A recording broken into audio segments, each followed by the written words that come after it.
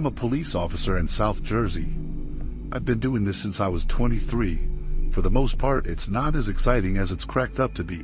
Not a whole lot happens in my county. Usually the worst calls are disturbance calls or an occasional shoplifting, with something a little more serious sprinkled in there once in a blue moon. I've done just about every possible shift there is.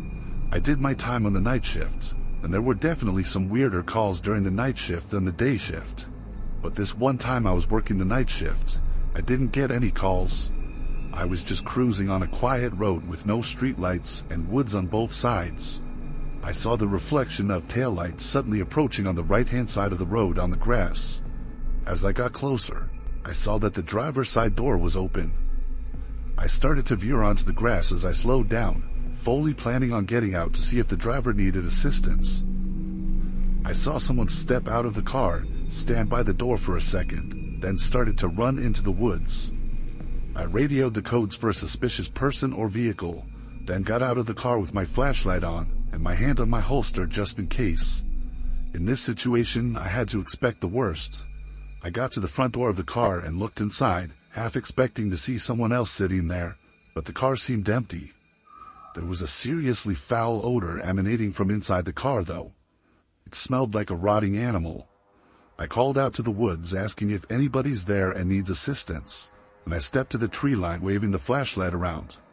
I went back to the car to take a closer look inside the passenger side. There were multiple bloodied tissues and paper towels on the floor on the passenger side as well as the rear seats. They were soaked in blood. The entire papers were dark red. At some point while looking inside the car, I heard footsteps inside the woods. I spun around with my flashlight and yelled, "Come out of the woods." I didn't see anyone. Someone was hiding in there, and that was confirmed when I heard a deep voice somewhere beyond the trees and shrubs. I had no idea what the voice said.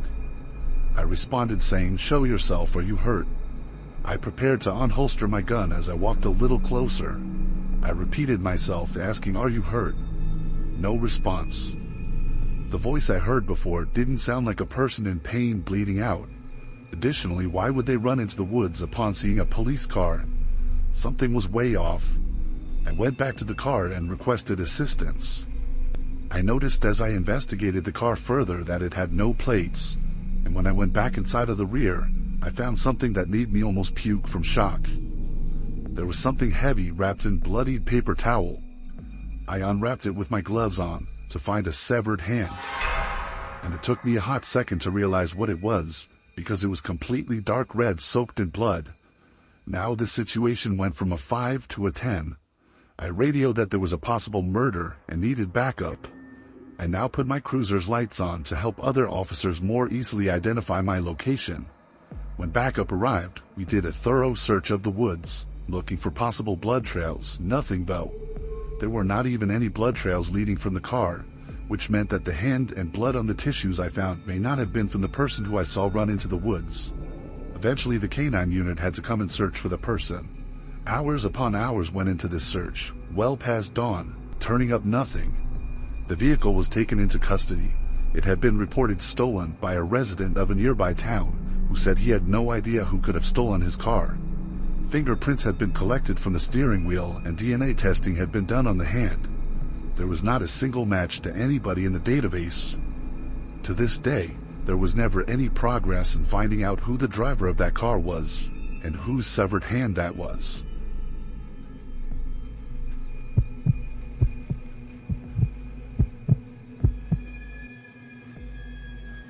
My partner and I are assigned to a unit in the sheriff's department that handles tethers, or ankle monitors.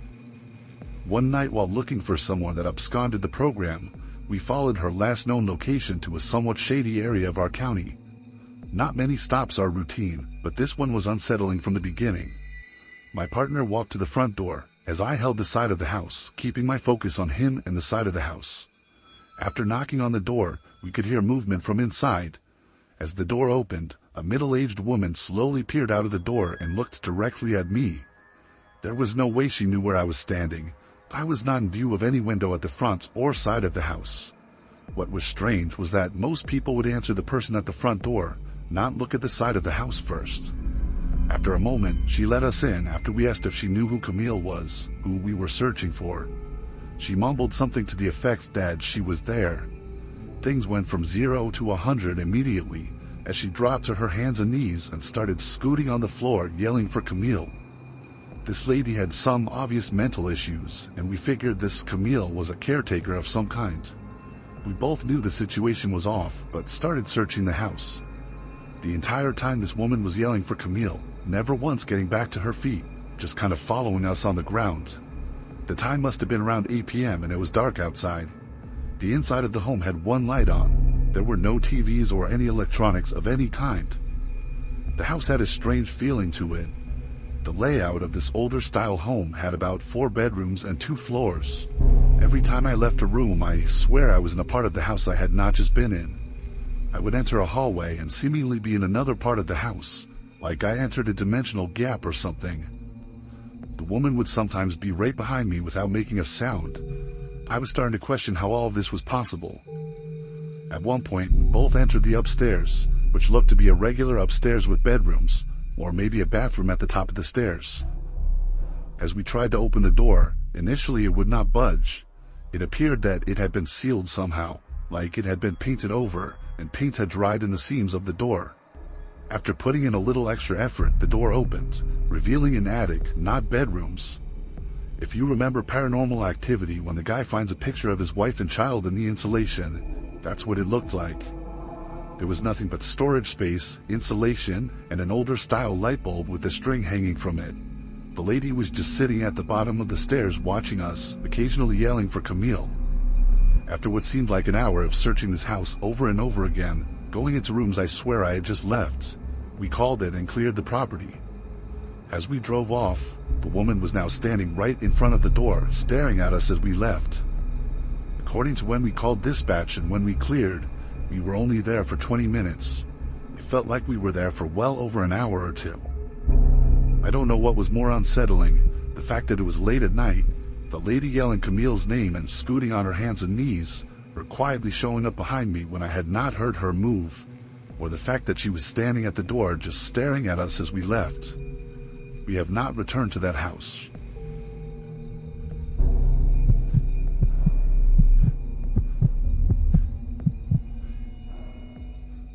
My family and I live throughout the middle of Georgia. Not many stories come out of this area, and this one I'm about to share makes us glad of that fact. My cousin, who I'll call Bob, has been a police officer for 5 years. He went into the force bright-eyed and optimistic, I guess like so many do. It sounds corny, but he genuinely wanted to make a difference and help improve the lives of the people in his community. One day, they got an alert from a house somewhere between Macon and Roberta. To hear Bob tell it, it was a place that people had thought was abandoned for years. Gives you an idea of the state the house was in. Anyway, when they arrived, an older gentleman was sitting on the steps outside the front door with his hand in his pockets. Bob and the other officer approached him and were alarmed to see that the man was crying. Well, not crying really, but sobbing, and he was also muttering something to himself about how awful it is. They tried to question the man, but the guy was completely incoherent. It didn't take but a couple of seconds to figure out that the poor guy was traumatized. As his partner called for another car, Bob drew his gun and decided to enter the house. The smell inside the house was overpoweringly rancid. He told me that the kitchen and living room were a total wreck. It was clear the owners of the house were hoarders. Pots and pans stacked damn near to the ceiling, spoiled food all over the table, takeout containers scattered all over the floor. Disgusting. As procedure dictates, Bob called out to see if anyone would answer. Silence. He told me that even with all his training and experience over those past 5 years, his heart rate was already building fast. Gun at the ready, he checked out the living room and saw nobody was there either. He made his way down the hall where the smell was getting much worse. Just as it all became too much, he covered his mouth and nose and opened the door to what he suspected was the bedroom. In the bed were 2 corpses, gray-skinned and covered with flies. Despite his churning stomach, Bob decided to go in for a closer look, a decision he said he's regretted since. One of the corpses was male, the other female. The skin on their faces was already starting to fall off, and the flies were flying in and out of their mouths. Some were landing and sitting on their eyeballs. As Bob inspected the female's corpse, he was horrified to find that she was holding an even smaller dead body, an infant. It wasn't until a large cockroach crawled out of the dead infant's mouth that Bob ran outside the house, doubled over, and threw up his lunch all over the steps the man had been sitting on. When the other cars finally arrived, they were able to do a more thorough inspection. The older man that Bob and his partner had met when they first arrived was a former co-worker and friend of the dead man. They'd worked together at a peach packing company. The man hadn't showed up for over a week, and he'd gone to their house to see if he was okay. The poor man had been the first to see that horrible sight in the bedroom. The story that they put together was that the wife and husband had at some point become addicted to opioids. After some kind of operation a year or so before, they had started abusing painkillers together, and the addiction grew and grew until they started shooting up and snorting heroin. Their daughter, who wasn't more than a couple years old, had died of neglect. When the husband and wife discovered their baby's corpse, they finally broke completely and decided to end themselves. The coroner found enough heroin in both their bodies to kill them twice over. Bob's still on the force, but he started drinking a little too much after that. He's been going to therapy and he's since managed to get his drinking under control. But almost every time we talk, he says that he still has nightmares about that poor child's corpse. And in his nightmares, the baby's still crying.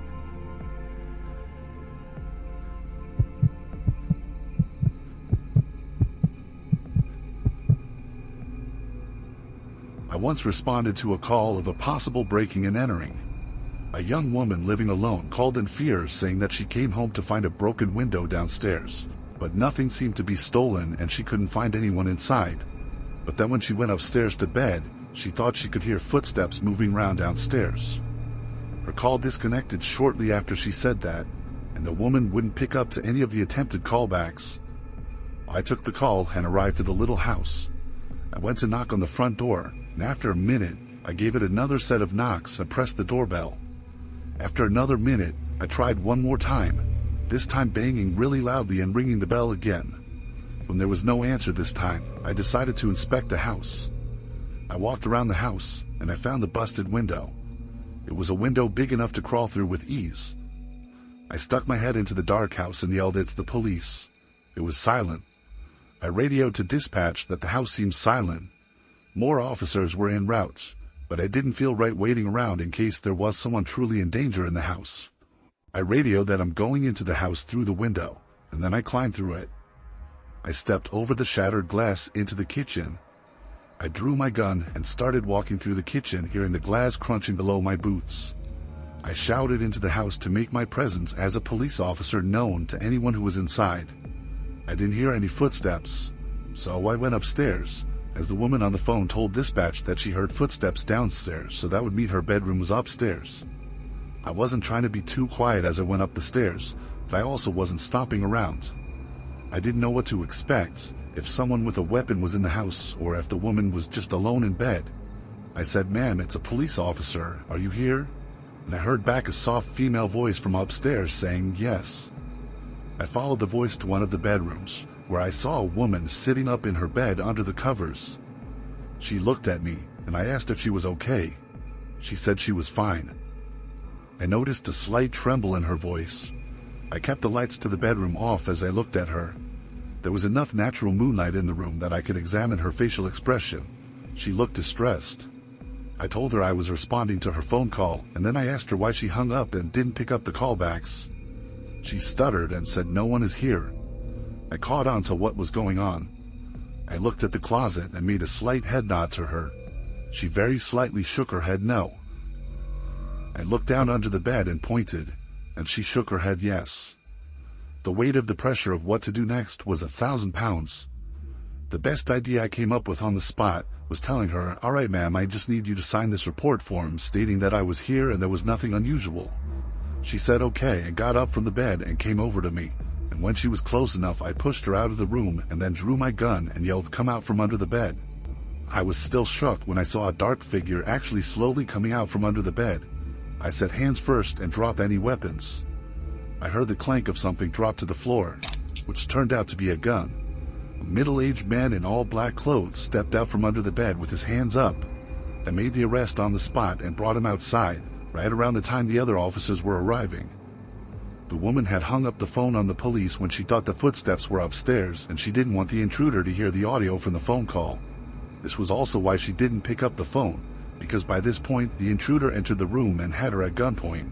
And since the police were already coming, for whatever reason, instead of fleeing the scene, the intruder threatened to shoot the woman if she made a sound when the police came.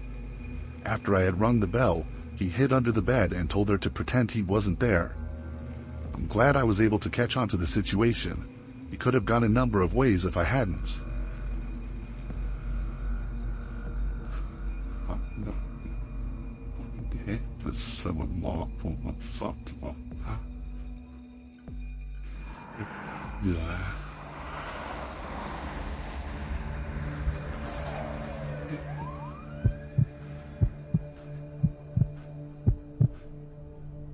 I work nights for the sheriff's department in Bergen County. I've been on the force for 2 years. I haven't seen too much craziness aside from late-night drug arrests, a few robbery calls, and a few assault calls. Northeastern Bergen County is pretty low crime after all, so those are usually the worst calls I deal with. There was this one night that I received a disturbance call to investigate a scream that came from a house nearby. Usually a call like this would mean a domestic dispute, or even just something as harmless as people drinking and being too loud. I arrived to the house though, and I had to confirm twice that it was the correct house because none of the lights were on. There was a car in the driveway though, a blue Toyota Sienna minivan. Someone was home. I went over to knock on the door a few times. The neighbor must have seen my car because he came out and walked over, reporting that he was the one to call the police. He told me he heard a blood-curdling scream from the house, and that the woman who lives there lives alone but occasionally had her boyfriend over, making it slightly more concerning. I tried the doorknob now, which was locked. I then made my way around the house, trying all the windows, which were all locked. All but one of the backyard windows. It was already slid completely up, enough for someone to climb through. This was a red flag considering every other window was closed. I requested backup to the scene, and once I got confirmation, I climbed into the house through the window. I started to flick every light on that I could find in the house, starting in the kitchen and working my way to the living room. And yes, it's advisable for police to turn on the lights when investigating buildings. What you see in TV shows and movies where they leave the lights off is only done for suspense. I called out for the woman, trying to assure her it's okay, police were here, though at that time I still didn't know what exactly the situation was, other than she was reported screaming. There was no response no matter how loud I yelled. The first floor was clear, so there was only the upstairs left to check. I wanted to wait for backup to arrive, because I was nervous what I'd find up there, but I'd also not forgive myself if I waited and wasted precious time that I could have used to save this woman from a possible medical emergency. Before going up the stairs, I unlocked the front door for when backup would arrive. I then walked up the carpeted stairs quietly, and as I got halfway up the stairs, I peered over the ledge onto the second floor. There were 4 doors up there. I flicked on the light switch in the hallway and called out one more time. I heard a creak-type sound come from behind one of the doors, so she had to be in there. I opened the door, and it was a bedroom. The light was off, but the light from the hall was plenty to see a woman laying in bed under the covers. I saw the back of her head. I walked over to her to make sure she was okay, but as I was close, I noticed dark stains that soaked the other side of the covers. The side of her I couldn't see from the door. I yanked the covers off the woman and realized it was blood, and she'd been stabbed multiple times, but she was still breathing. I grabbed my walkie and reported a stabbing, requesting immediate backup and an ambulance. The creak I heard moments before suddenly made no sense if this woman was in bed like this. And given she was unconscious, someone placed her in the bed most likely. I did a 360 in place, looking around the room. There was a closet. It was instinctively the first place I'd think to look. I had my gun drawn and had my hand on the doorknob for 5 seconds, gathering the courage to yank the door open. When I finally did, there was no one inside. I turned around again to look at the bed, at the bleeding woman. Then I thought, the dead. I got on my knees to be level with the bottom of the bed. I yanked the bed wrap covering the bottom of the bed up, and I was then eye to eye with a man wearing a face mask covering the lower half of his face. I shrieked and yelled, "Show me your hands." He slowly raised his hands above his head as much as he could. I got up and told him to get out from under the bed slowly and made sure he wasn't holding the knife. I had him stand in the corner with his hands up until my backup came. I wasn't about to try and handcuff him in there alone, and he could have any weapon on his person. I told backup to meet me upstairs, and when they entered the house, I called up to them. Only then did I place the man under arrest. An ambulance arrived not too long after, and the woman was rushed to the hospital, and she managed to survive being stabbed 6 times. The man who did it was in fact her boyfriend, which I didn't find too surprising, honestly. The man had found out that she cheated on him with his friend, and when he called her about it, she broke up with him over the phone, and this must have caused the man to snap. I'm just very thankful the woman survived.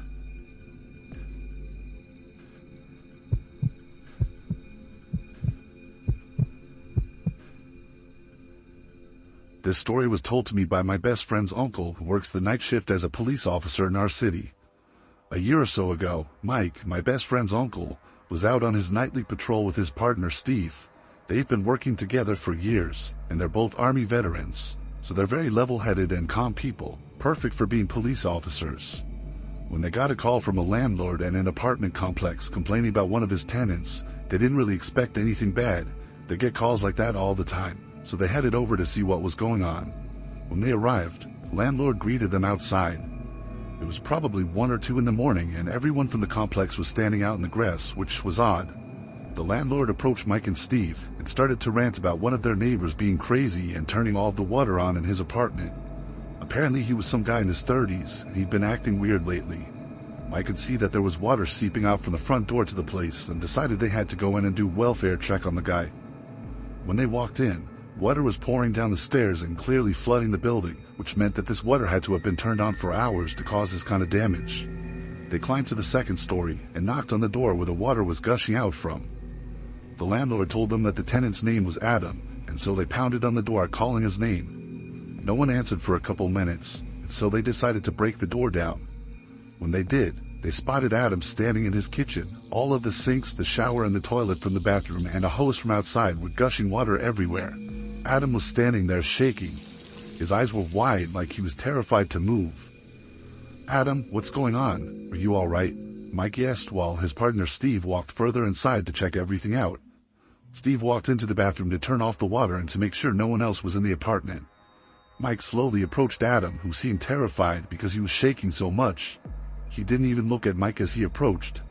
Again, he was asked what was wrong, and he finally stuttered out that there are people in the walls. Mike didn't hear what he was saying at first, but as he got closer, Adam started to hear it over and over, louder and louder. "There are people in the walls," until he was almost screaming it, getting himself worked up. Steve walked into the bedroom next and was clearing the room when he checked the closet and noticed something as he turned on the light. There was a very faint line that ran across the wall. At first he didn't think anything of it, but then he heard what Adam was screaming, and a sinking feeling hit his gut. The more he stared at it, the more he realized that the line was in the shape of a door cut out of the wall. It clearly wasn't meant to be there. Mike was about to lead Adam out of the apartment when Steve suddenly called to him, "You better take a look at this." Mike went into the other room to see Steve pointing his gun at the wall in the bedroom, clearly freaked out. They both approached the door, guns raised, while Adam started to cry in the back room. Steve quickly pulled a piece of wall back, and they both froze when 3 sets of eyes stared back at them. 3 people were pressed together in this tiny space in the wall, their faces painted in weird patterns. Both Steve and Mike ordered them out and handcuffed each one. By that time, backup had arrived and some other police officers got Adam out of there. They led the 3 downstairs and sent them off to jail. Mike and Steve were deeply disturbed by the whole exchange. It was only made worse when a couple months later, they found out that the 3 people on the wall were from some crazy cult out in the woods. They were trying to get Adam to join them. They preyed on him because they knew he had a past history of being mentally unstable. They were trying to scare him. He turned on all the water in an attempt to flush them out of his own home. To this day, Mike and Steve say that this was the most disturbing call they've ever been on.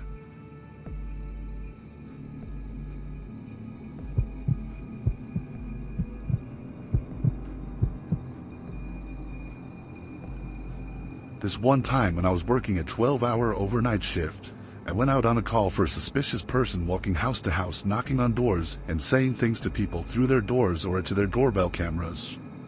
I arrived to the man's house who called it in, and he explained better in person, that it was a middle-aged woman with long, wiry hair holding something behind her back, going door to door yelling at people to open up and mumbling to herself. The man who called the police had a Ring doorbell camera, so he showed me the footage that it caught. The woman came up to the door, looked at the camera for a few minutes, literally, then pressed the button. She started speaking into the mic of the doorbell, and the homeowner started talking back through his phone, starting by asking who she is and what she wants. She kept saying, "Open the door, she needs blood," and would smile and cackle each time she said it.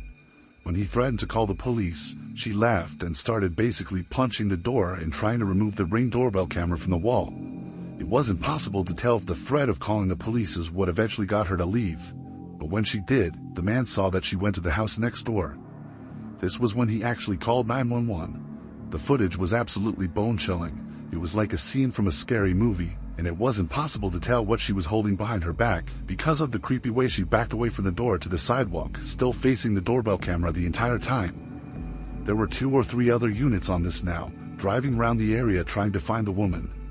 It was basically a mini manhunt now, and the description being used was possibly armed and dangerous woman. I checked the nearby houses on foot really quickly, then got back in my car and started patrolling the area as well. None of us could find the woman.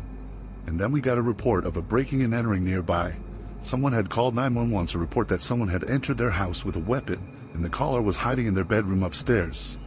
The caller also had a doorbell camera and was able to see the woman entering the house through the front door, but not before looking into the camera for a few moments again.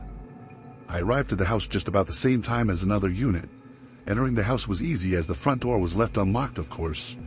We had to enter with caution though, with guns drawn, because we didn't know how dangerous this woman was, or what she could be armed with. As we entered and the foyer was clear, another officer and I shouted that the police were here, and we ordered the intruder to come out with her hands up. Then there was a scream for help from upstairs. My adrenaline was rushing, as it does in any situation like this involving armed suspects. We ran up the stairs and followed the screams for help. They led us to the master bedroom. The husband unlocked and opened the bedroom door as we got upstairs. The husband of the couple sitting and hiding in there. They hadn't left the bedroom since the woman had entered the house, and they said she had been clawing and banging at the door only a few minutes ago, and that they didn't hear her leave, let alone even go down the stairs. We had to check every other room in the upstairs for her, and in one of the corner bedrooms, in the pitch blackness, we heard a cackling sound. Not being able to see her, but to hear her, was downright spine-chilling. I flicked on the light to the bedroom. She was there sitting on the bed, already looking at me and smiling. She had a huge knife in her hand, and there was blood soaking the bed sheets that she was sitting on. It was her blood. She had just cut one of her wrists. She started saying exactly what she was saying on the first guy's doorbell camera, that she needs blood. We didn't know who she meant, until noticing the little doll sitting between her legs. It was a little girl's doll, covered in the woman's blood. We yelled at her to drop the knife with our guns drawn on her. She just laughed and kept saying what she was saying. There was clearly something very wrong with her, and reasoning with her didn't seem like it would be possible, but we tried anyway. I asked her who is this she keeps referencing, and tried to talk nice to her, saying she doesn't have to hurt herself or anybody else and that we're there to help her. But as she continued to stare at us, mainly at me, and laugh and keep muttering barely understandable sentences, I got increasingly nervous.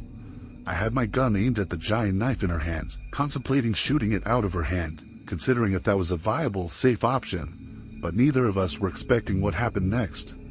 The crazed woman sprang off the bed and made this growling sound as she was about to lunge at me and presumably attack me, as her knife was raised in the air. I reacted the only way I could in the moment, and I shot at her twice, both times hitting her in the arm, as even though I was still trying to have my sight aimed on the knife, I wasn't expecting her to just jump up suddenly. She dropped the knife and started to scream and cry as she grabbed her arm. We took this moment to subdue her and place her in cuffs. We had to get her an ambulance immediately before she'd bleed out. From the hospital, she'd later be transported to a local jail. She was later found not guilty on all charges by reason of insanity.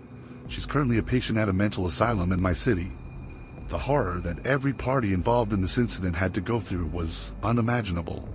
From all the people who were scared to open their doors to a crazed woman welding something unknown behind her back, to the couple that actually almost fell victim to her in their own house, to myself and the other officer that were on the scene before she was in custody. It was the scariest experience of my 10 years being a police officer.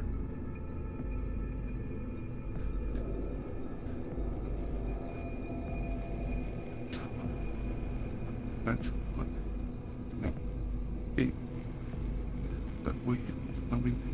That won't. That beat. God.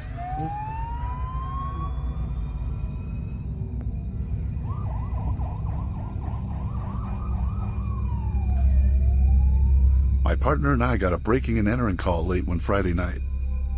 I'd never responded to a call like that before, but it sounded serious.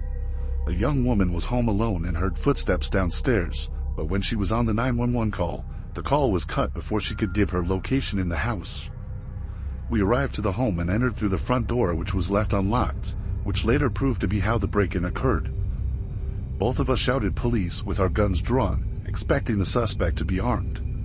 We called out for Anna, that was the homeowner's name. Anna never called back to us. We knew she must have been scared and didn't want to give away her position to the intruder. We checked the whole first floor, which was small and quick. There didn't appear to be a basement. A door shutting upstairs drew my partner and I's attention. I led the way upstairs. All the doors had been shut, so I couldn't really tell which door I had just heard. I told my partner to check that one while I checked this one. I turned the doorknob and kicked the door open, immediately lifting my gun into the air. It was a dark, empty room. I heard breathing in this room, though. It sounded like a woman's breathing. I looked at the closet door, which was slid slightly open, and I saw half a face, mostly someone's eye, peeking through the opening. Resting assured it was Anna, I lowered my gun and said, "Anna, it's okay, you can come out." But she didn't, and the breathing quieted. Then my partner in the next room over called, "Jason, I found her."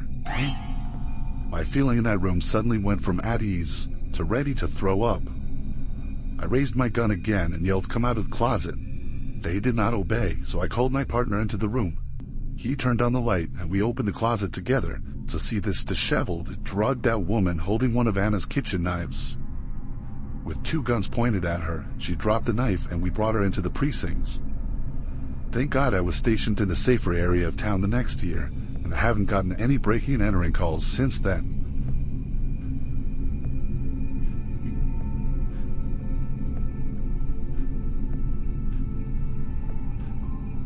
As a state trooper for 15 years, I've experienced my share of close calls and uncomfortable situations. This happened over a decade ago when I was still relatively new to the job. I was on night patrol on an interstate about 2:30 a.m. I usually had my car parked near a bush to hide myself from view from oncoming speeding cars, but at this hour I didn't really try to hide too much. I was moving my car and pulled into a gas station that sat on the side of the interstate. It was closed, not because it was late, but rather it was temporarily out of service. I noticed two cars parked in the lot next to each other. There was nothing immediately suspicious about this, but I kept my eye out just because strange things happen at this hour. I parked my car in a way that I could watch the interstate as well as these two parked cars. I realized that I didn't see anyone in either of those cars, though. Now this was quite suspicious. The station was closed and there were no workers here. I exited my car with my hands on my belt and approached the two cars. I tapped on the windows for the both of them. Nobody in either of them, as I suspected. I began to walk around the lot as the occasional cars zipped down the interstate.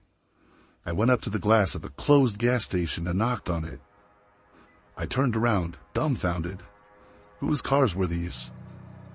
Just as I imagined they could be in the woods somewhere, I heard someone running from around the building and asked for my help.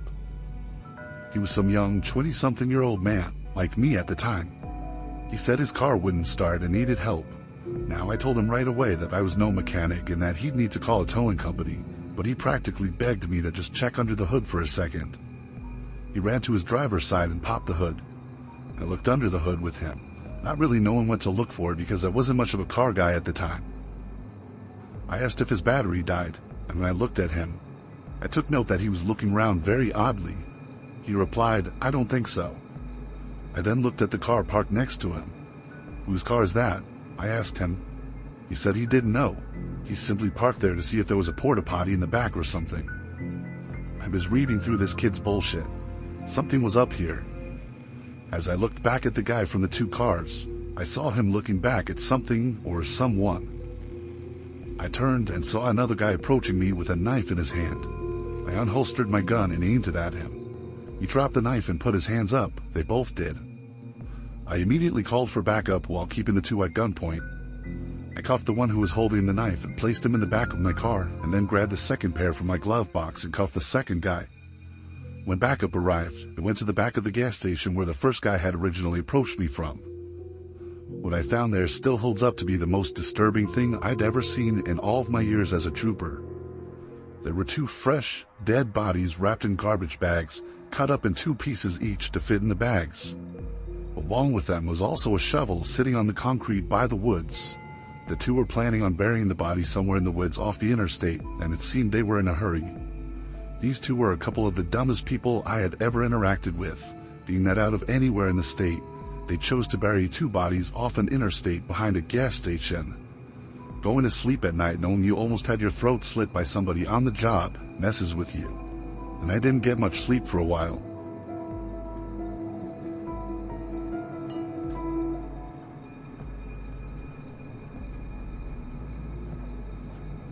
I'm a rookie cop currently working the night shifts.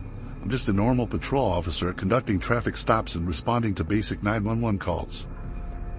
2 nights in a row last week, I was called to the same house. Dispatch had called me to check out the house as someone had dialed 911 and hung up. The house was a couple miles from me, in my patrol zone. I arrived to the house quickly and turned up the dirt driveway through the trees onto the property. The house was dark, no lights on, no cars, nothing. I parked my squad car in the far right side of the property and went to the front door, taking note that all the windows were properly shut. I knocked on the door and no answer. The door was also locked. For my immediate guess, the place was abandoned, for years by the looks of it. I called to dispatch that the place was abandoned and nobody was there, then I left. The next night I was working the same shifts, and around a similar time, I got a call from dispatch that there was another 911 call from the same house. Only this time, someone could be heard crying on the other end before the call ended. I was asked to check out the house again. This time I was a little further away, but still the drive wasn't too bad. I pulled up the dirt driveway again onto the property, and again, no lights, no cars.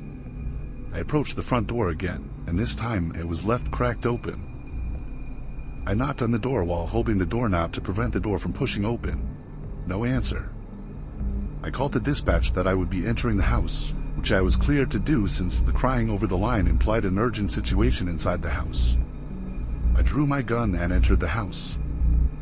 I tried to find a light switch without luck. I had my gun in one hand and now my flashlight in the other. The house was mostly silent, besides the sound coming from behind a closed door. It was the basement door. I called to dispatch for backup in a whisper. The sound coming from down in that basement was a tone, like a dial tone of a phone. I started walking down the stairs as quietly as possible. I got to the bottom and followed the noise of the dial tone to an old, early 2000 style landline speakerphone. The phone was off the hook, and it was playing the dial tone on speakerphone. I put the phone on the hook to silence the noise, and it was almost as if it were planned to happen like this. As soon as the phone hit the hook, I heard a muzzled laughing type noise in a far corner of the basement. I turned around, and there was some guy standing opposite me in the basement, with his hand over his mouth, and he appeared to be laughing. But it wasn't his genuine laugh, it was more like a sickly, mentally unstable laugh. The guy was holding something in his other hand. I couldn't see what it was at first, but when he raised his hand up to his head, I realized he was holding a revolver. I aimed my gun at him and yelled to drop the weapon. He paused as he had his revolver to his head, apparently about to pull the trigger. So I shot him in the arm twice, causing him to drop the gun. He screamed in pain as I cuffed him and brought him upstairs. I requested a medical team at once. The second squad car pulled up, as did an ambulance a few minutes later. The scariest part about this for me was not that I had to shoot a man in the arm twice, but that I was mere seconds away from seeing a man spray his brains out onto the wall.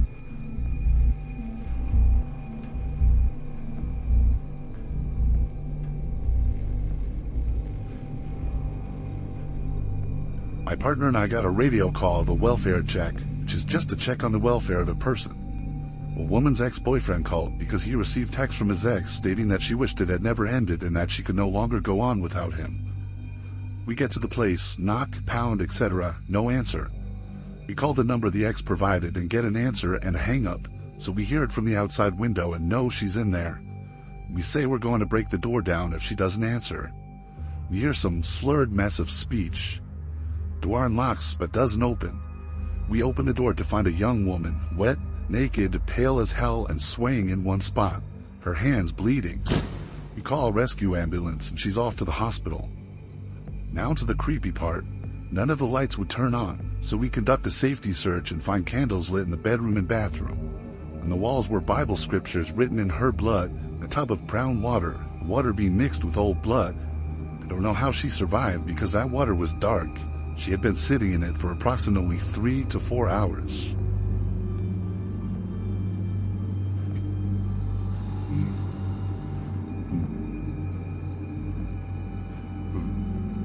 Before getting transferred to a different county, I used to work as a police officer in Burlington, New Jersey. Burlington is not a safe place. They say that crime there is 88% higher than the rest of Jersey. Having worked there for a year, I got to learn that firsthand. And there would be a lot of break-ins, robberies, assaults, and after a while you'd get used to those calls. Sometimes you'd get pretty strange, unsettling calls though.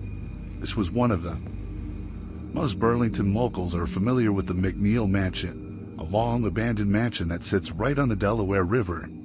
The home was constructed in 1894 to serve as a residence for Andrew H. McNeil, as well as his wife and 4 daughters. The house had been abandoned and left to decay since 1974 and is now owned by the county. Sometimes there would be kids trespassing on the property to check it out. Sometime past midnight, I was told over the radio by dispatch to investigate the property, as there was a report by a neighboring house that there were some people seen hopping the fence to the property. Upon entering the property, I noticed a light coming from inside one of the upstairs windows. Part of me inside died a little as I realized someone was in there, that it was my job to go in and get them out. I requested backup into my radio and stated I would be entering the mansion to pursue a trespasser. I scanned the outside of the house once more looking for an entry point, and found one of the lower windows was smashed open and easily accessible, and that's how I made my way in. Right away, first thing I did was make my presence as a police officer known. It was inside what appeared to once be the living room of the mansion, rubble covering the whole floor. I heard footsteps upstairs. I shouted again, expecting them to come down the stairs. When they didn't, then it was my job to come up. I went up the stairway and started walking around. There was no way to hide my steps with all the litter and rubble on the ground. I heard something fall in a nearby room. This is when the worry and fear really started to kick in. At this point, I had my hand on my gun holster ready to react. Though let me tell you, having a gun doesn't make you feel invincible. I shouted again to try and draw out the trespassers from the room. You overhear that dumb, overused quote, "I didn't sign up for this" in the movies. Well, I was pretty much feeling that exact way. I stepped into the room that I thought was where the noise had echoed from. It was some small, weird room with a bunch of windows with blurred glass film. There was a sliding closet door open about 3/4, so they had to be in there. I took out my pepper spray and gave one more warning that I was a police officer before yanking the closet open fully. It was empty. This made no sense. I looked around the room and the windows and looked to an outside deck, and there was someone standing behind one of them. I couldn't see anything about their features other than the outline of their body. But then I realized there were people at the other windows too.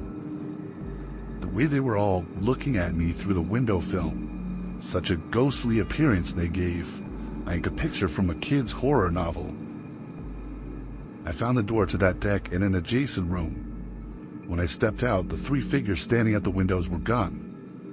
I didn't see any other way off the deck besides the door I came out through. I saw the flashing lights of a police car through a bunch of trees, parked on the same lot as me. Another officer announced his and his partner's arrival to me over the radio. I met the officers outside the house and pointed up at the deck where I saw 3 people standing. They were creeped out as well when I described how they all just stood there at their own windows looking in. We searched the whole mansion together, I eventually came to a small room with a window on the first floor, and once again, something was outside this window. I had to step closer to figure out if it was a person's head or not. When they got too close, the object lowered below the window. I radioed the other officers to go outside with me. We looked around the whole property and didn't find anyone. We searched for another 10-15 minutes before closing up all the entrances to the house and moving on. The scariest part of this for me is definitely seeing 3 ghost-like silhouettes all standing at their own of the 3 windows to that deck, looking inside at me.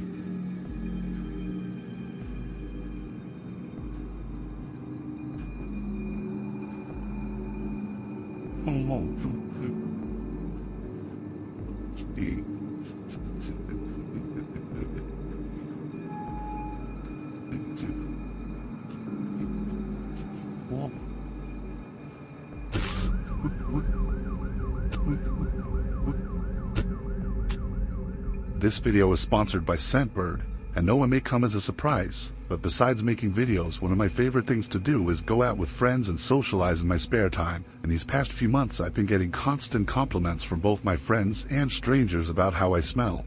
Although I haven't figured out what my favorite scent is yet, thanks to Scentbird I feel like I'm very close to it. Scentbird is a monthly cologne and perfume subscription service I've already talked about before, that carries all the top fragrance brands and delivers them right to your door for just $17 a month. Each fragrance comes in a unique bottle made to last you 30 days. Some of the scents I received this month are Cross River Gorilla by Sanctuary, Arrows Flame by Versace, and For Men Black Edition by Bentley. Each bottle comes with a card which explains what the fragrance smells like.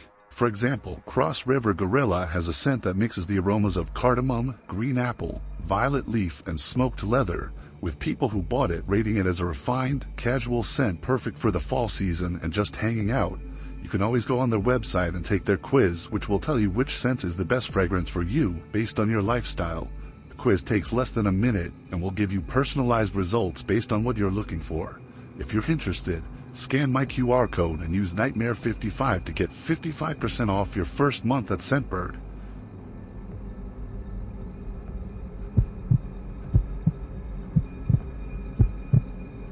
My parents own a vacation home in Quincy, California. It's a 2-acre property surrounded by woods. We would go there as a family all the time when my siblings and I were kids. Now that we're all adults, we don't really have aligning schedules to go together as a family anymore. But when I was in the early stages of talking to my girlfriend Rose, I told her about our vacation home on like our 5th date. In October, the leaves began transforming to create stunning natural beauty in Quincy. I teased the idea of us spending a weekend there together, and she right away said let's do it. 2 days later, we were packing our things getting ready for the road trip to Quincy. I picked her up from her house, and off we went. The drive there was about 5 hours. We passed the time talking about everything in life from TV shows to family to childhood memories, and then we'd listen to comedians and podcasts to pass some more time. When we finally made it to Quincy, we drove through the cute little village first because I wanted to show her how nice it was there. 10 minutes later, we were at the house. We have a little wooden fence at the driveway that we leave closed whenever the place would be vacant. It doesn't have a lock or anything, it's just a little deterrent for people to not enter the property while we're there. I got out of the car to open it, and then we drove past it onto the property. My dad has landscapers come every couple weeks in the summertime into the fall, so the property was very well kept when we were there. Rose was impressed. We were there just in time for lunch, so we unpacked, I gave her a tour, and then I turned the hot tub on so that the water would be hot enough for later. Then we went into town to go to one of my favorite spots to eat.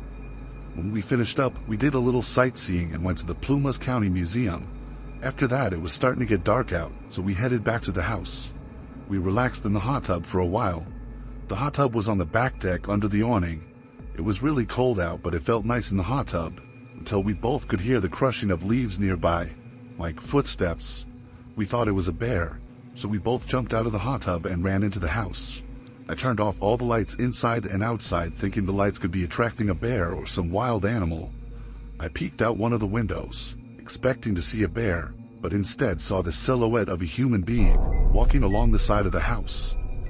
I ran to the back door to lock it and shut the blind on the back door window. I told Rose to be quiet. The footsteps circled the house until they got to the front door, then stopped. After a moment of silence, There was a knock at the door, and someone yelled, "It's the police." We were confused. I went to the front and said through the closed door, "Is there a problem?" The person on the other side said, "We got a breaking and entering call." I asked, "How is that possible? The nearest neighbor isn't for a quarter mile." There was a noticeable gap in his response. He said, "I just need you to open the door, sir." I responded, "Sorry, I don't feel comfortable doing that." I then thought to peep out the window and see if there's actually a cop car parked out front. I kinked the blind to the front just enough to see outside. It was twilight outside, dark but with enough brightness still to make out the property, and see no police cars out there. I said to Rose, "I don't think that's a real cop." The man outside knocked on the door again. I said through the door, "I don't see a cop car out there, so I don't feel safe answering the door." The man didn't respond to anything to this.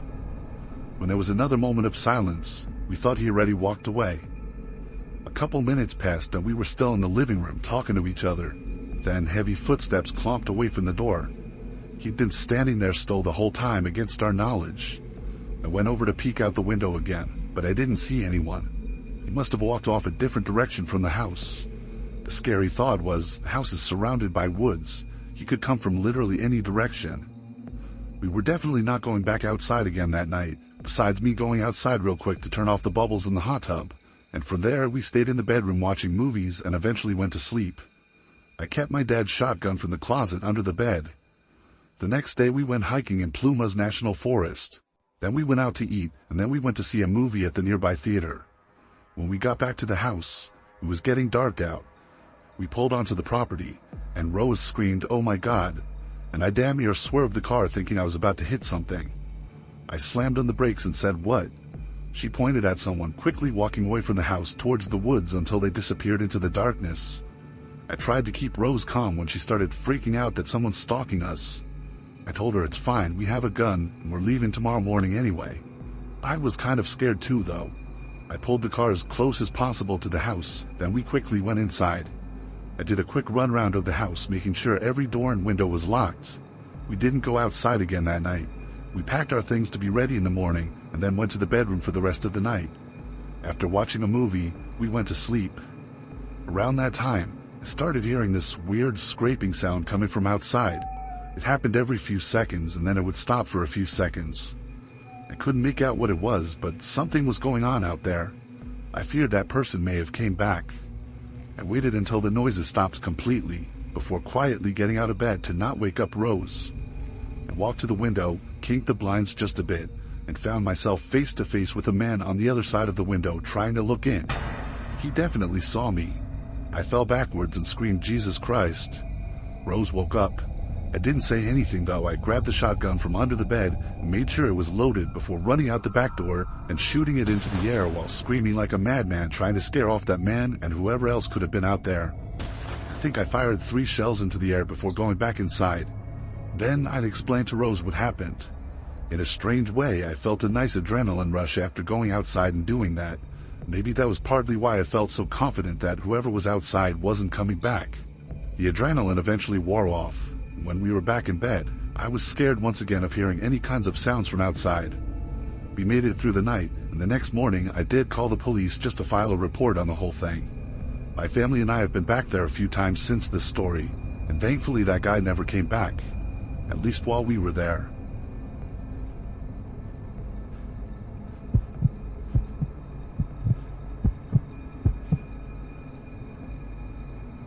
I was driving through Colorado in the middle of the night. I was in Tabernash at this point, and it must have been like 1 a.m. I stopped to get some gas and grab a snack at a gas station. After that, I got straight back on the road. Though there weren't any cars on the road at this hour, especially not the roads I was on, I still obeyed the speed limit because it was late, I was tired, and you never know where a cop could be hiding. I was going around 55 on this winding road, and all of a sudden, that dreaded flashing of lights appeared in my rearview mirror. I looked in my mirror and saw the car behind me with the flashing white and red lights. So I pulled over, but not before looking at my speed and confirming that I was only going maybe 2 miles per hour over the speed limit. I pulled onto the side of the road, and so did the vehicle behind me. I was beyond annoyed. I'd never been pulled over before at the time, and I'm always a cautious and careful driver. I immediately felt like I was being pulled over unlawfully. As the officer stepped up to my car, and lowered the window, and he greeted me, asking for my license and registration. I tried to act like I know my rights and would not just bend over backwards for him. So I asked, "Is there a reason you pulled me over?" He said he'll get to that in a minute. I told him I know I wasn't speeding or swerving and none of my taillights are out, so I don't want to hand you my license if this is an unlawful stop. Then I took a look at his uniform. It looked off. He was in all black with a black vest on that resembled a police vest, but his vest didn't say police anywhere on it. His badge didn't say police either. It said criminal task force. He kept insisting for my license and registration, and I actually just flat out asked him, "Are you an actual cop?" He replied, "I'm part of the undercover unit." Then he asked for my license again. I asked him for his badge number. He said he didn't have to give that to me. I knew enough about traffic stops to know that was a lie. I also took note that his lights were only red and white, lacking blue. I wasn't 100% sure if this could be an indicator of a fake police officer, but along with everything else, it only made it more suspicious. The man started asking me to get out of the car. I said, "Respectfully, I'm not comfortable talking to you until you can get a supervisor here." He raised the volume of his voice and his tone got more assertive as he repeated for me to get out of the car. I replied, "I don't think you're a real cop. If you are, you wouldn't have a problem getting your supervisor here." I rolled up the window a bit, and he didn't like this. He yelled at me to open the door as he put his hands on my window and tried unlocking the door. I pushed his hands off as I started the car and put it in drive. I heard him shout stop as I started flooring it away from him. My heart was racing, and by God, I was hoping I was right or I was going to jail. But at the same time, hoping I was right that this man was impersonating a cop showed just how terrifying of a situation I was in. As I was driving away going the speed limit, I saw the car behind me with the lights on fast approaching. I did the only thing I could think to do, and that was to call 911. I told her on the phone that I was being chased by someone who I believed to be a fake cop. I said he refused to give his badge number, his car was unmarked and didn't have blue lights, and his uniform didn't say police. After asking my location and more details on the situation, I told her that I was being chased by this person. The woman told me the nearest police station for my location, which was the Fraser Winter Park Police Department. She requested I go there, and she would be dispatching an officer to meet me there. The guy in his car was following me halfway to my destination with his lights still on, but suddenly when we got to an intersection, he turned his lights off and turned right, driving off out of view. He was gone. And with that, I realized that my suspicion was true the whole time. I was pulled over by a guy pretending to be a cop. I still drove to the police station, where there was a cop sitting in his car in the parking lot. I pulled in, and he got out, seemingly knowing it was me that he was meeting right away. From there, I told him every last detail of the encounter, the guy's face, his car, and what intersection he turned right at. He took down my contact information, I'm guessing in case I'd need to be called in to identify the guy. After a few minutes, I was on my way. I'm glad I trusted my intuition and didn't get out of the car. I can only imagine where things would have went from there.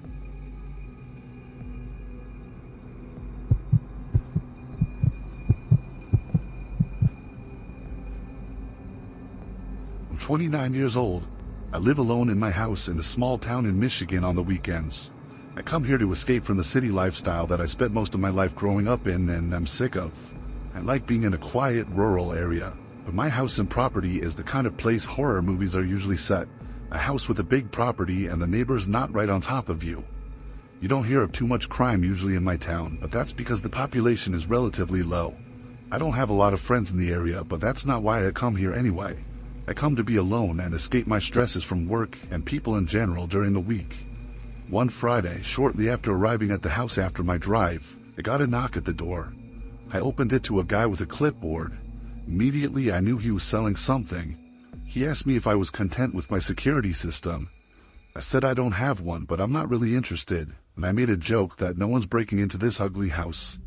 He then went on his pitch, telling of all the recent break-ins in the area that quite honestly I had not heard about. He then asked who I live with, and I said I live alone, so I don't really need it. He was persistent though. He asked me to at least give him my phone number and he'd circle back in a couple of weeks to see how I'm feeling. He offered to waive the installation fee. On the spot, I figured why not, that actually sounded pretty good. so I gave him my number. He thanked me and left. After that, I went to the kitchen to start making dinner, and then I resumed watching Yellowstone in the living room. I was on a binge, so I was watching episode after episode for hours on the couch. It was at about 11 o'clock at night that there was a knock at the door. 11 o'clock at night is beyond the appropriate hour to knock on anyone's door, especially around here. Not super close with the neighbors, so I wouldn't assume it to be one of them. I ignored the knocking and kept watching my show. The knocks persisted though. I still didn't get up. I wasn't answering the door at 11 p.m., no way. I stayed seated. But when there was a third set of knocks at the door, I grew concerned. They weren't leaving. I went to the door to ask who's there. There wasn't a reply from the other side. This is exactly how a horror movie would start out. I wasn't going to open the door to find out who was on the other side. I said through the door, "I'm not interested in whatever you're selling me. I have a gun that I'm not afraid to use." I don't actually have a gun, but it's an easy enough threat to get someone to go away. I thought that did the trick because the knock stopped. I went back to the couch. Then someone started calling my cell phone. The caller ID said 911 Emergency Services. I'd never received a call from 911 in my life, and I didn't even think that was a thing. I always thought that if the police called you, it would say no caller ID or something.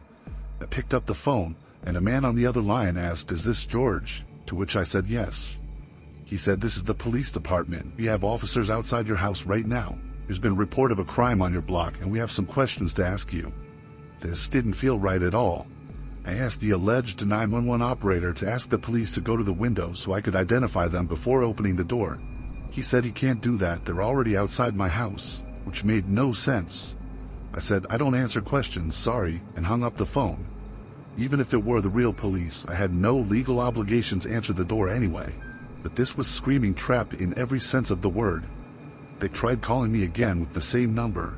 I denied it and put my phone on Do Not Disturb.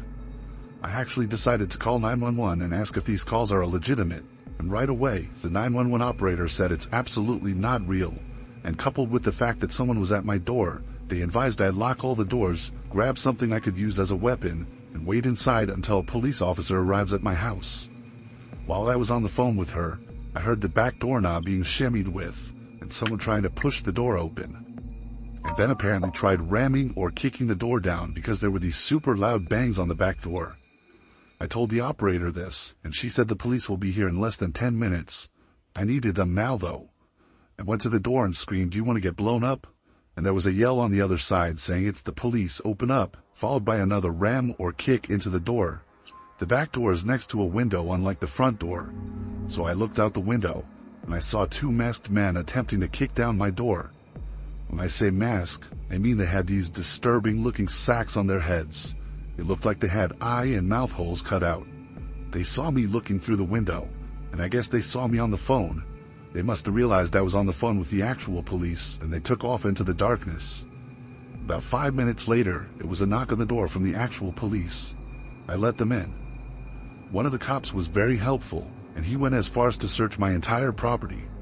The two cop cars out front with their lights on for half an hour was surely a deterrent for anyone to come back to the house. After the cops left, I noticed one of the cop cars stayed in front of my house for hours. I'm sure they left at some point in the night.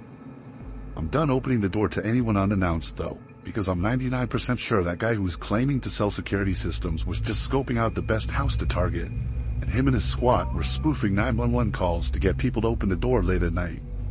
I went to my closest neighbors to ask them if the guy knocked on their doors too. They said no. For some reason, my house was the only one on this street targeted for this. I guess I was the first house they tried, and I seemed like an easy target.